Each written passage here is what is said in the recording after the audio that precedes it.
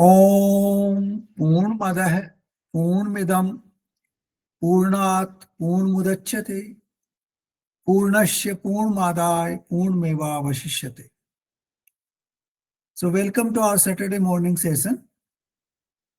Today we shall have the last session on Mundaka Upanishad, a concluding session. Just to summarize some of the very significant, important points, which are also, available in public domain in variety of ways. For example, Satyamev Jayate.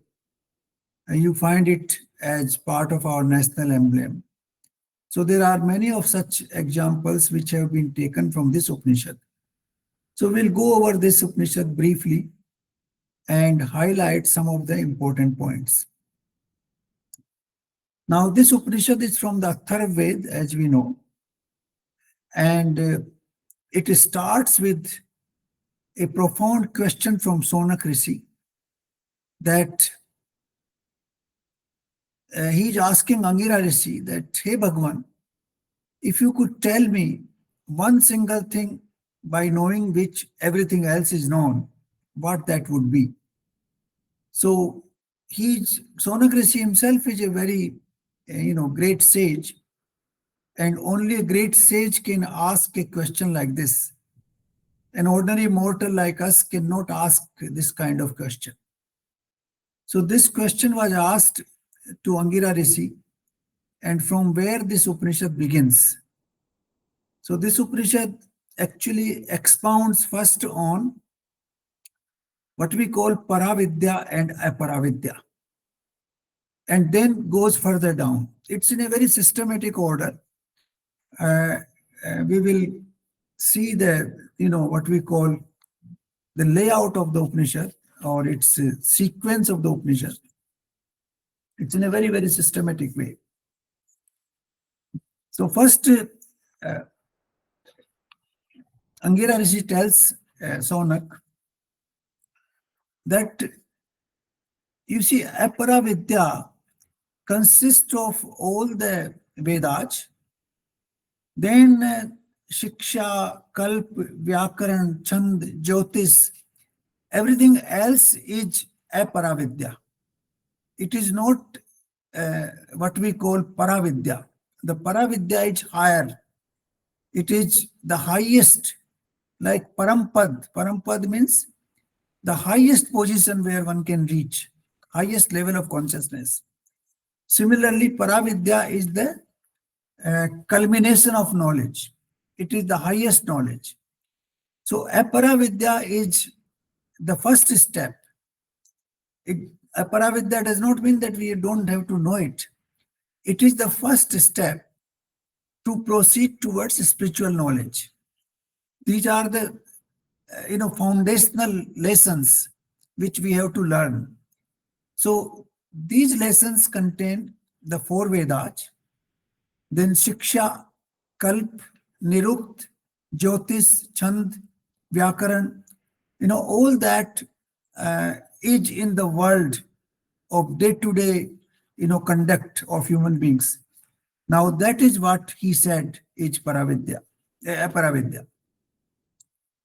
And then he says, Aparā Vidyā will give you the pleasures of life. If you follow this, if you do the, what we call Yajna, you become Agnihotra, and you perform Yajna and Havan as per the prescribed norms of the Vedic writings, then you will get what you desire to get. Your desires will be fulfilled. That is what Lord Krishna has said in Bhagavad Gita also, that जो देवताओं को पूजता है वो देवताओं को प्राप्त होता है, जो मेरे को पूजता है मेरे को प्राप्त होता है. देवताओं को पूजने का मतलब है कि if you are praying for wealth, if you are praying for health, if you are praying for fame, then you are praying to those devatas, and you will attain that fame and wealth and health, whatever you are asking for. So this is what it said in the beginning, that Aparā Vidyā, through Agnihotra Havan, basically that means that through dedicated efforts, you will attain what you want to attain in the physical world, in this samsara.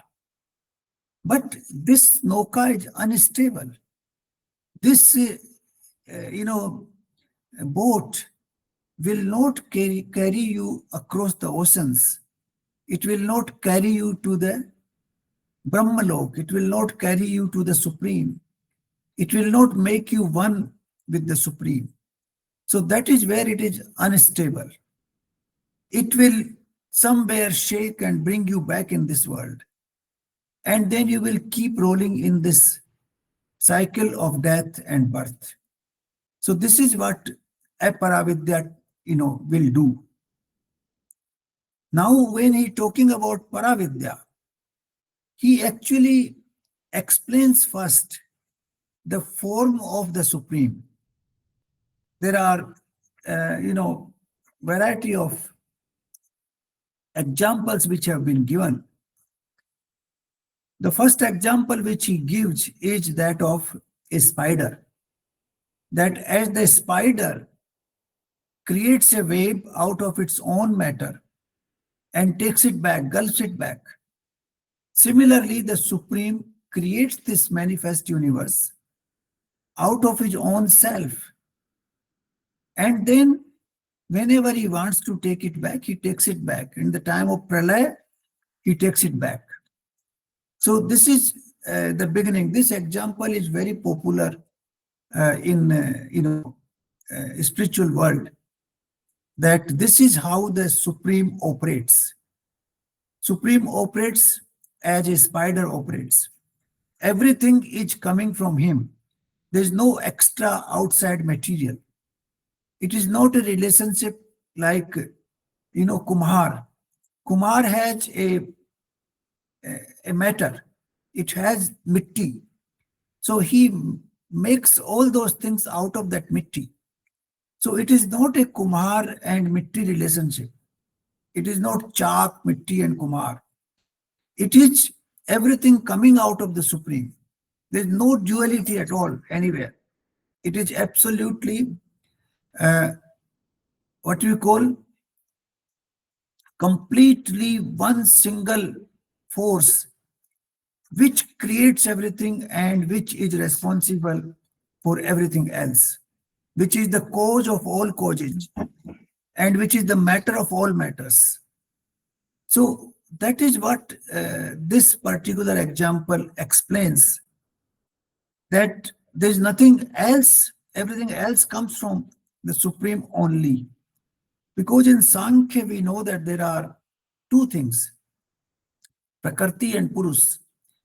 But here it is negated.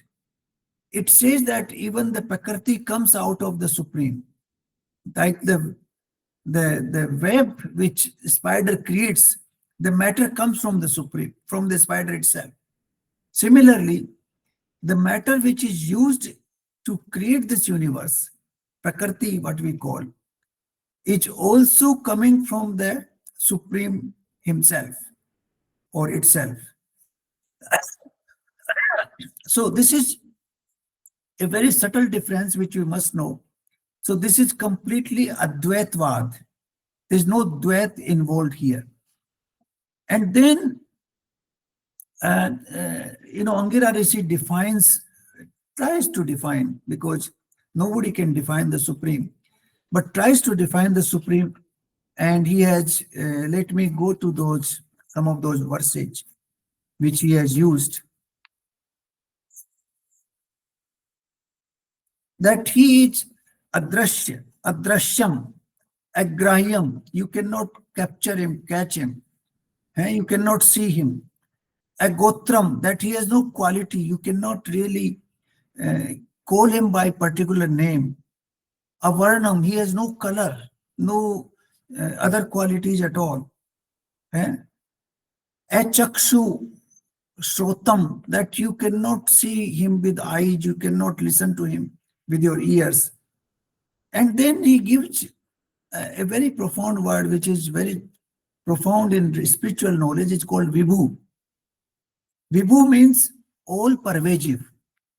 It prevails everywhere. Everything is covered by that. So that is Vibhu.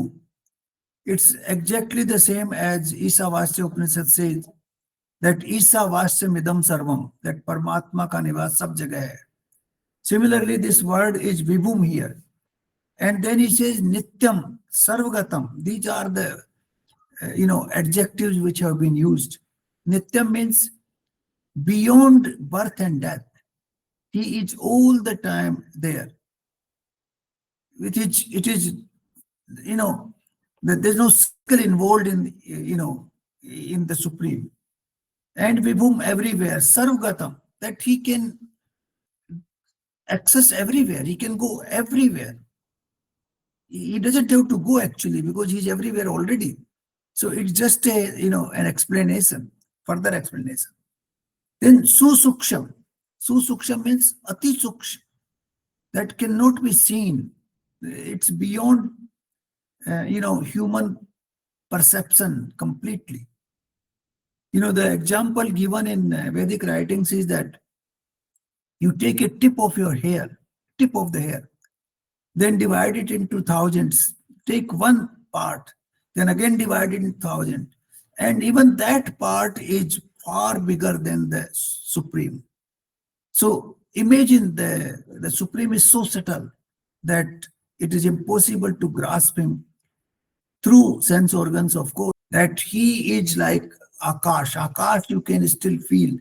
But imagine thousands of times suksham or smaller, subtle than Akash and pervading everywhere. That is the kind of universal consciousness is.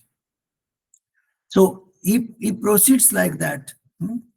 And then he, tells us the various things, how they originate from him. That it comes from in the second part of first Mundaka. He tells that is the only truth.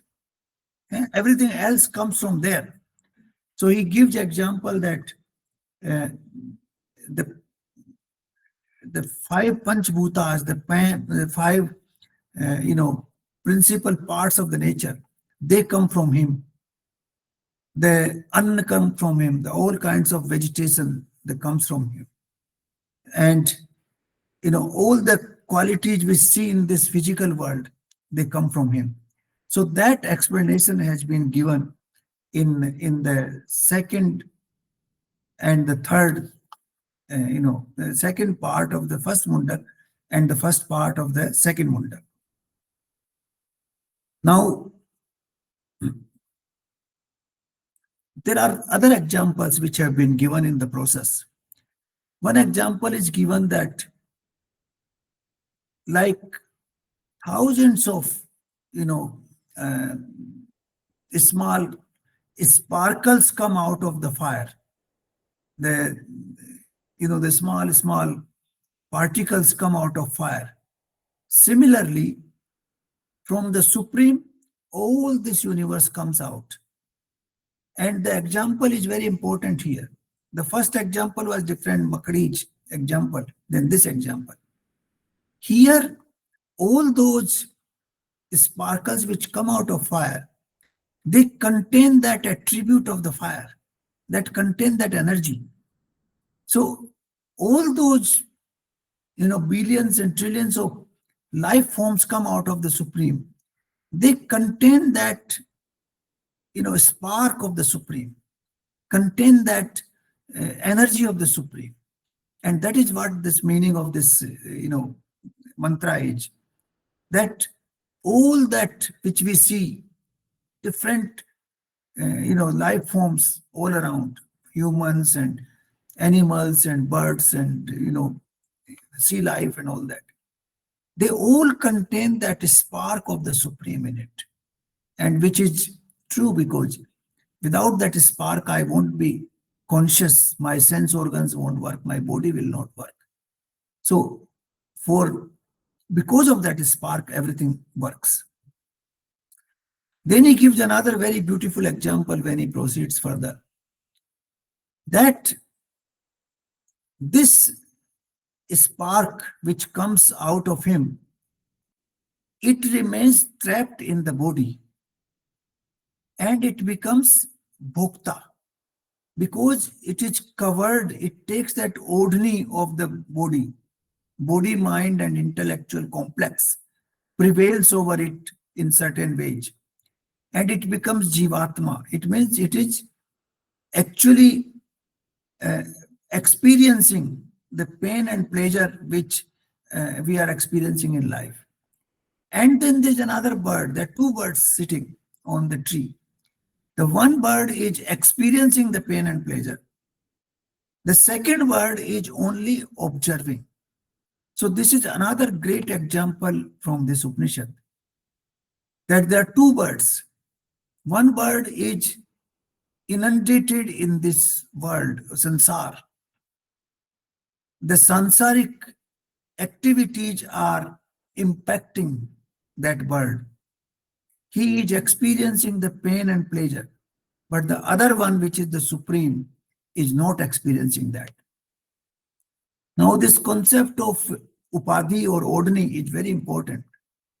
You see, let me give you a practical example to explain it.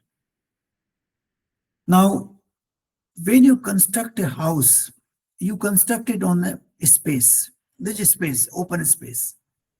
Now, space is very important when you buy a plot of land. That is what actually matters, how much space you have. But once you construct the walls around it and construct the house, the space is not in your mind anymore.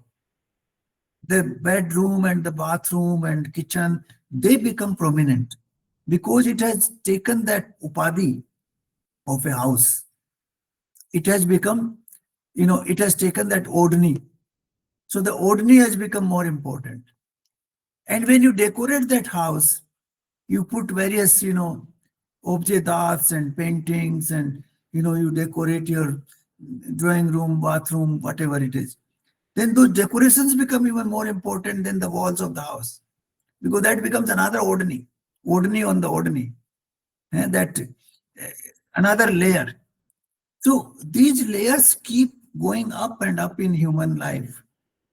When somebody,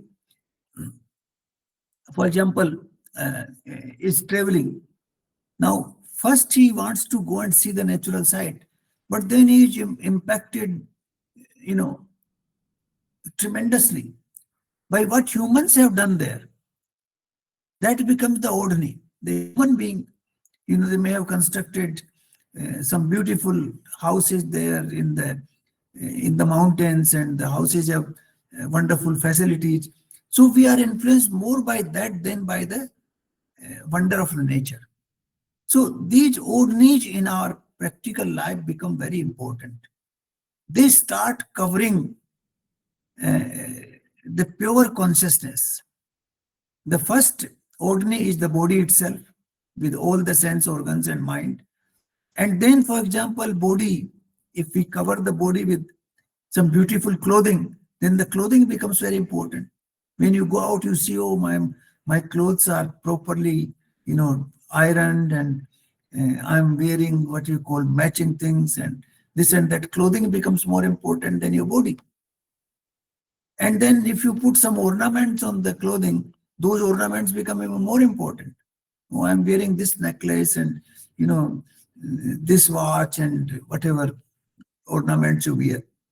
And the ladies put on variety of ornaments. So the ornaments becomes more important than the clothing. So as the ordinary goes up and up, those things become more important, and the pure consciousness, is reduced to insignificance. That is what happens in practical life.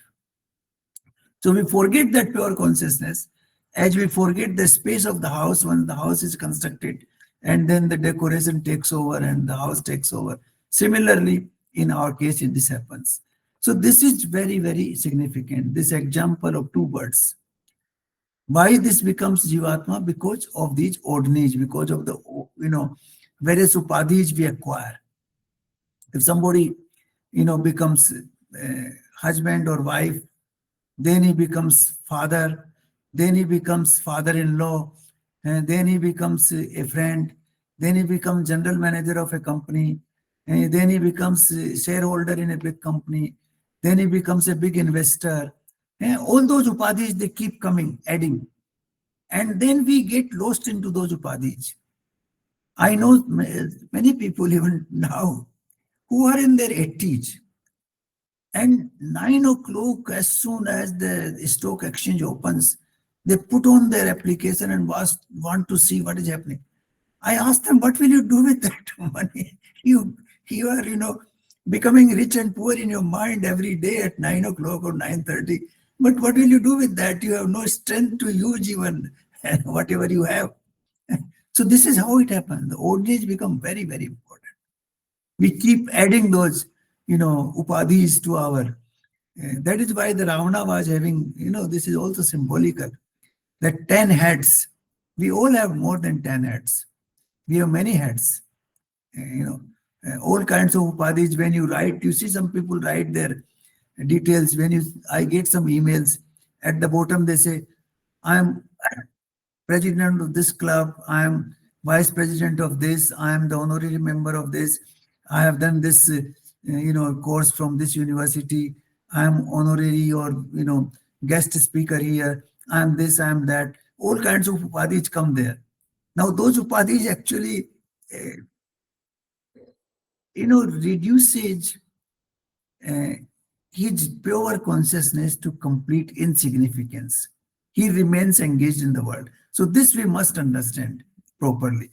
How we reduce these upadhis and how we go back to the fundamental, how we go back to the source from where I came into this world, the pure consciousness, which is me. That is very, very important. So this example is very important. Now,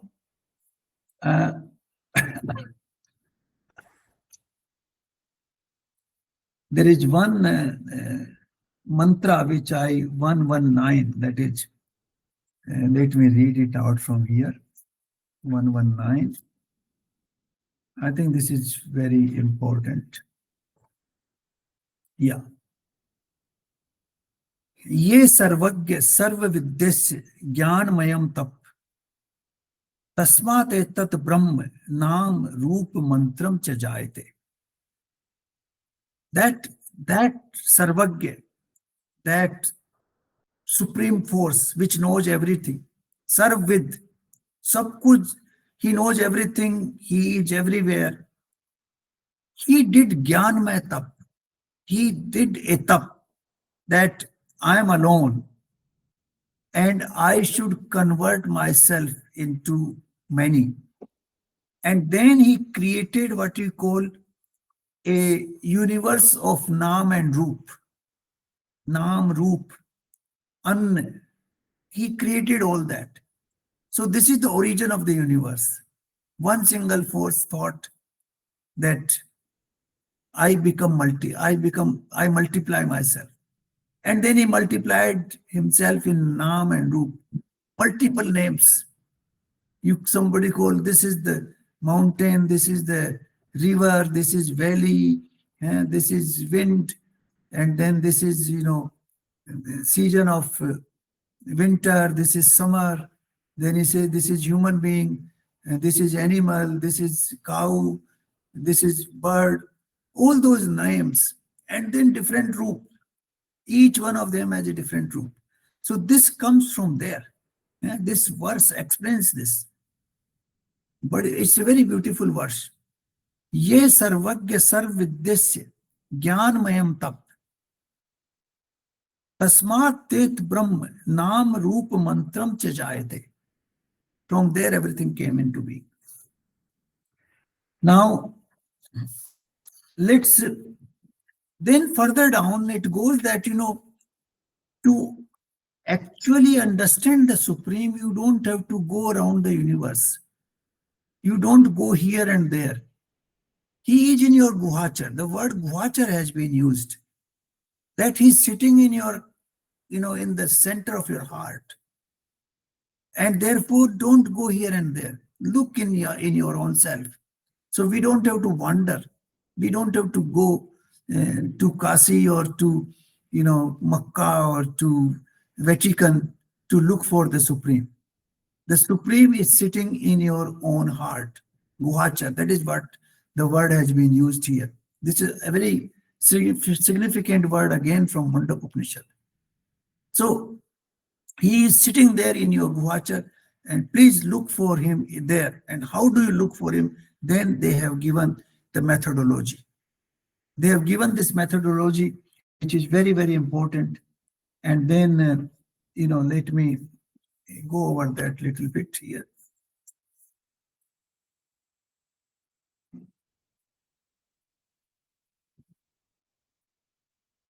He is given, further down also mentions here that उसी परमेश्वर से अनेक भेदों वाले देवता लोग पैदा हुए, उसी से साध्यगण, that is संत लोग, मनुष्य, पशु, पक्षी, प्राण, अपान वायु, अन्न, तप, श्रद्धा, सत्य, सब कुछ, everything came from him. That is what also, this is in the verse number 7 of first Mundak part 2.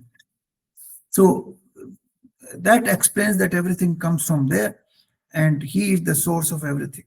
It has been explained further in greater detail. Now, how to reach that Guhachar? That is what is important. You don't have to, he is Vibhu, he is everywhere, but you don't have to go everywhere. Don't go anywhere. Just look in your own self. And that is what it says here. That Onkar hi Dhanus hai. That the pranav, that is Om, that is the Dhanush. Atma hi lakshya hai. And Parmeshwar hi, Atma hi baan hai, or Parmeshwar hi lakshya hai. Now this explains that you have to work through your heart and using Onkar as Baan, as Supreme's name as Baan, and then try to reach the Supreme. So this is what it says, and it has to be done what we call aprametain, without pramad. It has to be done without any arrogance, without any laziness. Arrogance and laziness are the biggest problem there. And then you can reach there slowly, slowly. So this is the practical example which has been given to us to reach.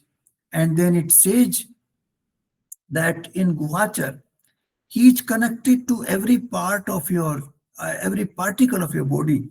Like the example has been given, like Rath Nabho Ara. There's all the, spokes of a wheel are connected to the axis of that wheel. Similarly, the Guhachar is connected to every single particle of your body. And therefore, you should understand that Guhachar, which is connected to everything else. And that will actually enable you to understand the Supreme, to reach him. And it also explains that this particle in Guhachar is the source of all the energy. It is because of him, because of that spark which is sitting inside, that everything else is working. The spokes of the wheel enable the wheel to move, but the spokes are there because of that axis. So the Guhachar is actually the axis of the body, and which enables this body to move. So this is what, another very important point which has been mentioned here.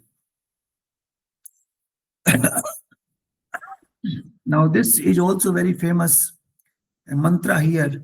Na tatra suryo bhati, na chandra tarakam, nema vidyuto bhanti, kuto ayam amigna. That he is self-illuminating. There is no sun, there is no moon, there is no vidyut, and there is no agni. It is self-illuminating. Now, this is one thing, that Atma is always self-illuminating. For example, I want to see certain things in my room. If there's a complete darkness, I won't be able to see them. But I can feel my own existence even in that darkness, that I'm here.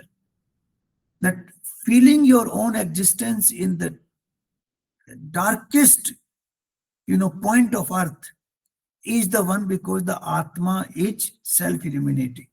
Atma is existing and it tells you it is there.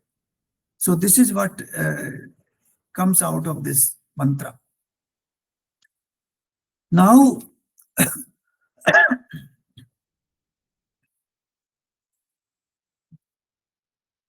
this mantra in Mundak 3, part 1 is also very important.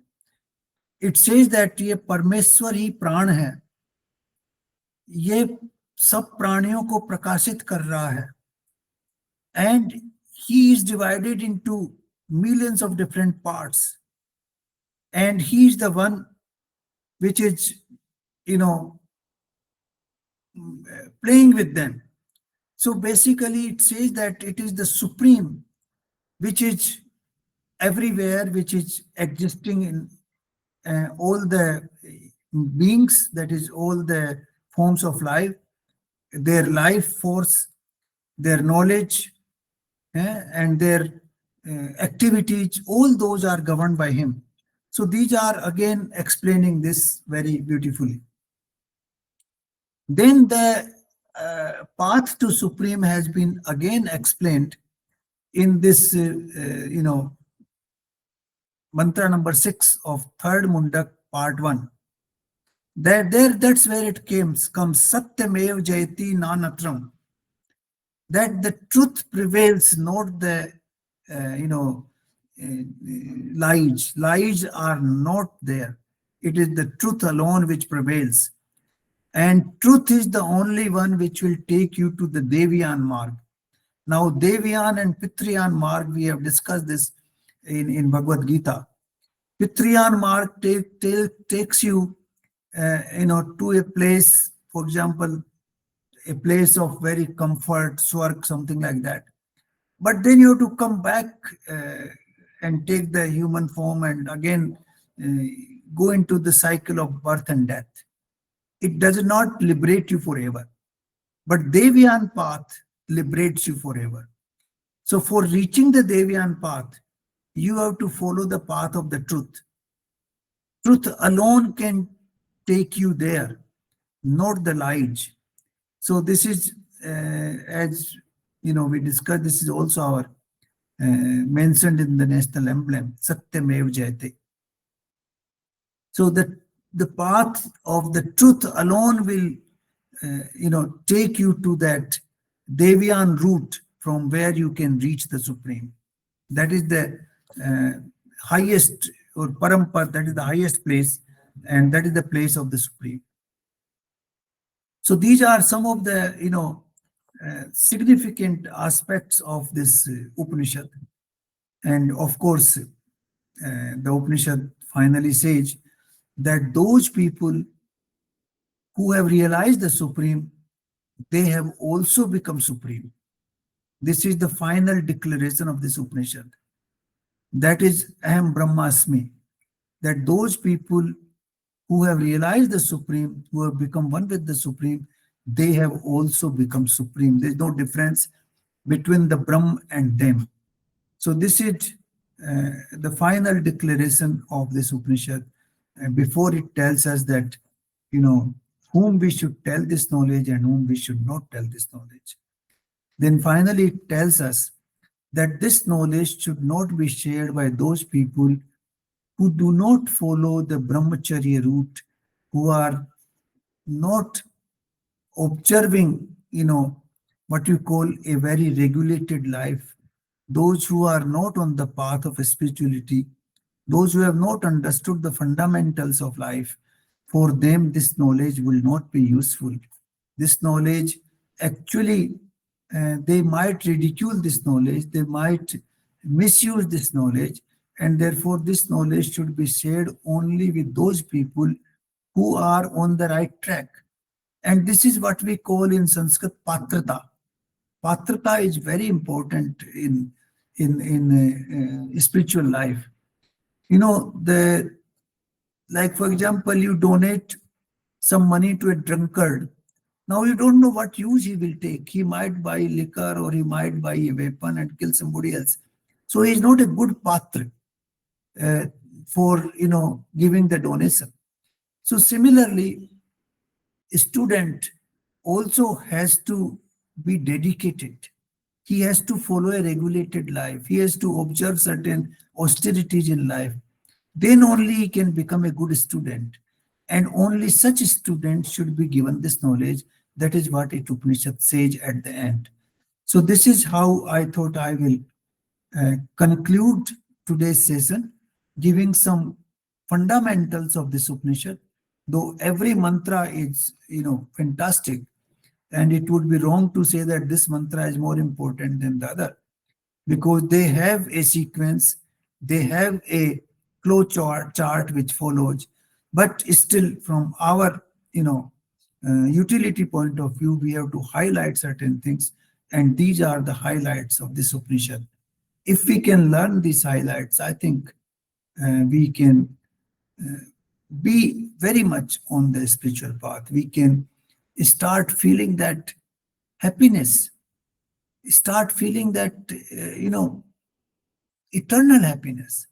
I can tell you with my own experience that there was a time when I used to have happiness, unhappiness. Now I don't have that kind of ups and downs. I normally, I can say 99% of the time, I'm generally happy. It is coming because of this knowledge. Whatever happens, happens. You take it as the divine action. But be happy, be inundated with the supreme, wonder on the wonders of this world. Everything is wonderful in this world. First of all, that I am here, I am able to talk to you, I can see, I can walk. It's a wonderful machinery which has been given to me. How my body, though I eat food, but then it is converted into blood and flesh and neurons and, all that energy. How that happens, that somebody is doing it. That is the Gyat, that is the Supreme which is doing it. The Vestige, he's telling you now it is time to discard the West. It is time to sleep. So he's telling you all that. So he is guiding you all the time in your own body, constantly. And then you see the nature.